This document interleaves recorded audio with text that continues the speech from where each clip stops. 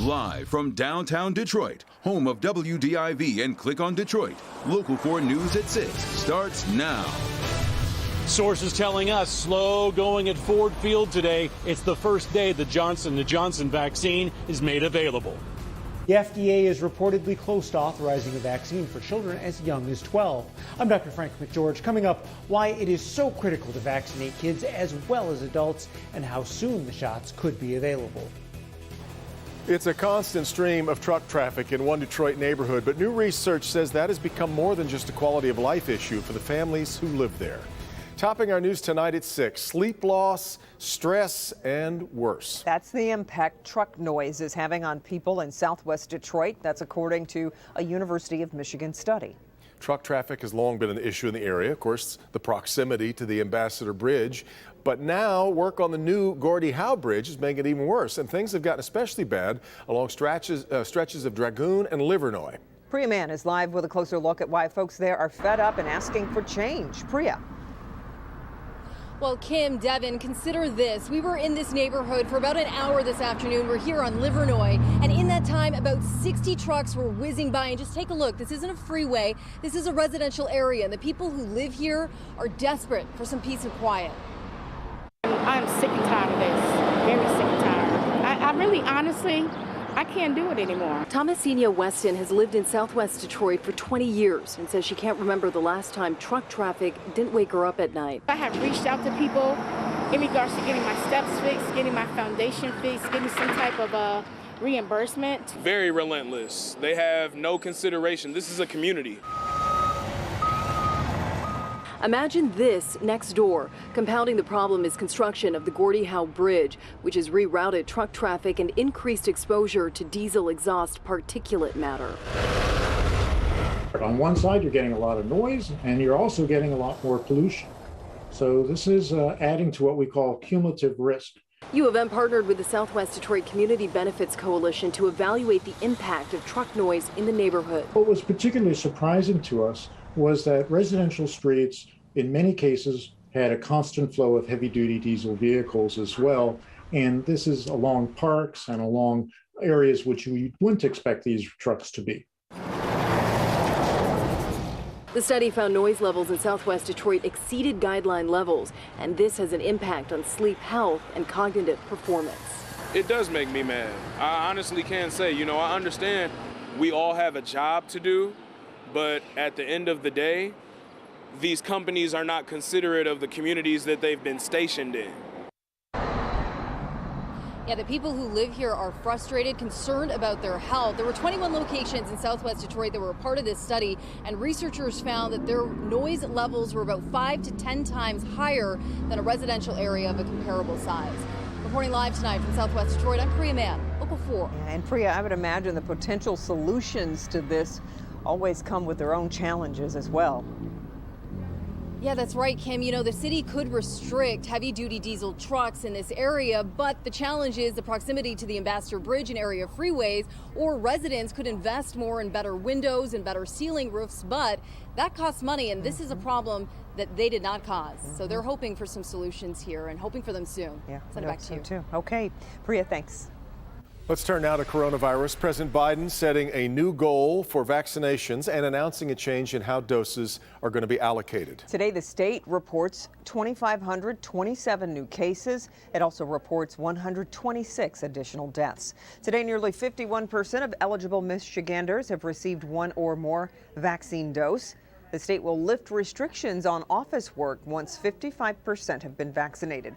The U.S. has announced it will give more vaccine doses to states who want them. That's something Michigan asked for last month but was denied. President Biden now wants 70% of American adults vaccinated by the 4th of July. Right now, the adult vaccine rate is at 56%. Now that we have the vaccine supply, we're focused on convincing even more Americans to show up and get the vaccine that is available to them. If we succeed in this effort, as we did with the last, then Americans will have taken a serious step towards a return to normal. That's July 4th. But we're not there yet. U.S. may be close to having a vaccine available for children as young as 12. The FDA is reportedly ready to extend the emergency use authorization for the Pfizer vaccine to children aged 12 to 15 by early next week. Dr. Frank McGeorge is here with a closer look at why it's critical to vaccinate kids as well. Doc. Yeah, Kim and Devin. So as more and more adults have gotten vaccinated, the pandemic has shifted downward in the age groups. According to the American Academy of Pediatrics, more than 22% of new COVID cases reported in the past week are in children. In fact, in Michigan, the highest case rate in recent weeks has been children aged 10 to 19. Having a vaccine available for older kids soon may help change that. Ready? This is just trying to beat the virus, try to get everything back to normal. Ben Dropik is among the more than 2,000 children who took part in the Pfizer COVID-19 vaccine trial for kids 12 to 15 years old. Vaccinating that age group is considered critical to stopping the spread of the virus. If we ever want to get this virus under control, in which we can all be protected, they're going to be a big part of the solution. Dr. Kerry Looming is a pediatric pulmonologist at C.S. Mott Children's Hospital. He says many previously healthy children have been hit hard by COVID. Every day for the past several months, we've had children at Mott who are in the hospital due to COVID, and we've taken care of them throughout the entire year. His reaction to the news that a vaccine may soon be available for those 12 and up? I'm really excited. I'm probably not as excited as my 13-year-old son, though. He's really super excited about it. I'm very excited about it for my patients, and I'm encouraging all my patients to get it once they're eligible. I think it will provide a lot of comfort, I think, that they can interact and have a decreased risk of having any complications. It's a sentiment shared by local families dealing with the impact of COVID in kids. 13-year-old Jordan Stickle of Orion Township had a mild case of COVID in November, but has battled debilitating symptoms ever since. It has affected her greatly, and her psyche, her physical abilities, her friendships, her everything. And so it affects everyone. It does. Now, Jordan wants to get vaccinated as soon as it's available in hopes that the vaccine might help ease some of her lingering issues, as has been reported in some adults. Frank, if the FDA and the CDC do indeed give the go-ahead for Pfizer, how soon do you think the vaccine would be available to those children 12 and up?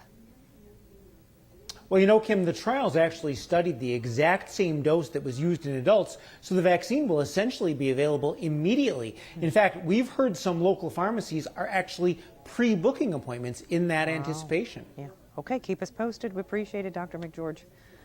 Meantime, FEMA is just a couple of weeks from winding down its mass vaccine clinic at Ford Field. Today, the one-shot Johnson & Johnson vaccine was offered there for the first time. Sean Lay went looking for folks eager to get the J&J option, but found mostly Pfizer fans. Sean? Well, good evening. And look, bottom line here at Ford Field today, it has been very slow. I asked 24 people if they came here for the Johnson & Johnson vaccine shot. They all said no. Most are here for their second Pfizer or Moderna shot. Big picture, the state says demand is falling statewide for vaccines and right here in Detroit.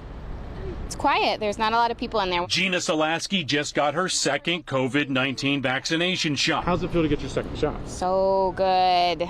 So good. But if she was first offered the one-shot Johnson & Johnson vaccine, she says now she'd still stick with Pfizer. Only because I've heard more people have illness with the Johnson & Johnson one, and I'm a working mom with 3 kids. I don't have time for that. The feds hit pause on the J&J vaccine in mid-April to further study blood clots in 6 people who took the vaccine. The vaccine is back. The CDC says it is safe and effective. The CDC is studying the death of a Michigan woman who got the J&J shot, yet no links to the vaccine have been made. But it is likely having an impact at Ford Field. News, of course, around any concerns around a vaccine, of course, is going to perhaps impact folks' decision. If Melissa Miranda was offered the Johnson & Johnson shot, it would have an impact on me. If I had a choice, I'd go with Pfizer. Yet one study says nearly 20% of people would still choose the one-shot Johnson & Johnson vaccine.